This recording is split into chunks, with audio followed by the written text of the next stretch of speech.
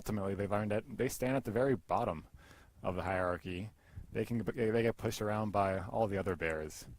Um, Something that I always take note of with the subadult is that they're especially unpredictable. So for me, as a ranger walking around here and living here, if a subadult is around, I always know that it can, change direction anytime, break into a run, or something else, which has been important this year because we have a lot of subadults around. Um, I was here last year.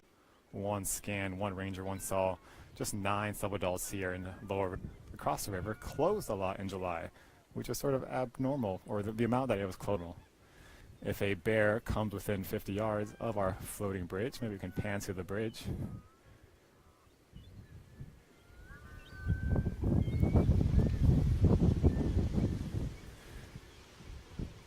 We'll see some where we're at right now with a lot of our sleeping bears, like the bear that was just on the ground. It's just stood up.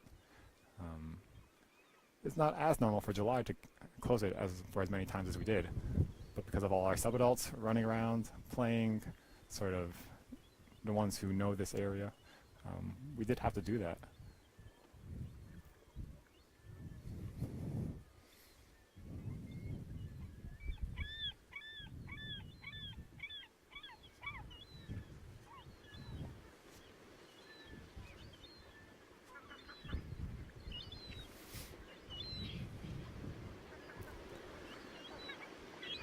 And with all these subadults around, individual adult bears identified or seen on the river, and this does not include cubs. That number went down to sort of low of 40 bears last year. Total year count to come in the next few weeks. Subadults are part of the reason, and just maybe we get other bears coming in every now and then too. Just bears we haven't seen before. One of the reasons may be all the salmon we've been having over the last couple of years, or how good the salmon runs have been. This year, there were about 56 million salmon that came in from the Bristol Bay, not only to this river, but to all the rivers that feed the Bristol Bay. Whereas last year we had a little bit over 51 million, which is still a ton. So these large salmon numbers are definitely helping to support this population of bears.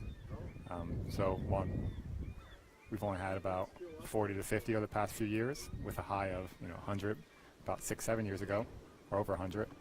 We may start seeing our bear numbers rise again over the next couple of years. But we will, she's been sleeping for a while. Very typical of our bears in September to eat for a bit, sleep for long periods of time, and then whenever they feel like it, get up and go look for some more food.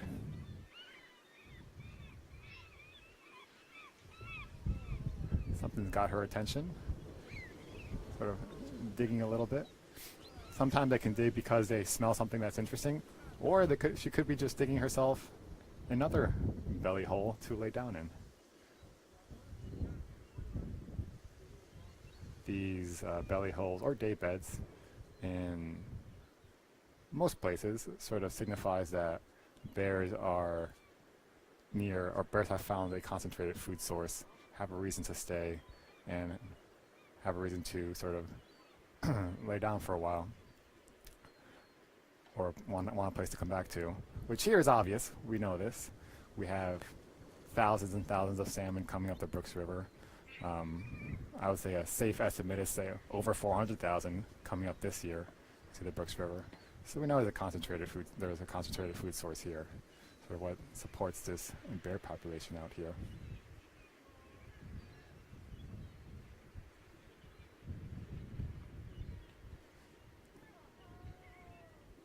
Shall we go to another?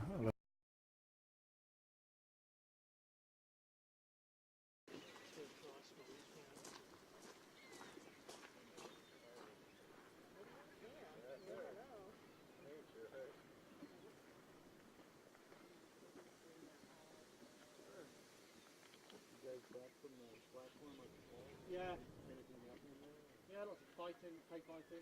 Oh, yeah. How many birds are there? 2, 3, 4, 5, 6. Come here for bear viewing. And talk about some of the numbers before. Mhm.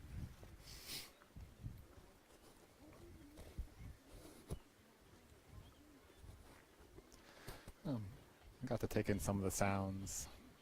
Maybe the birds as the bear moved down and moved them out of the way. With our high bear population here, we have a lot of people coming to see the bears.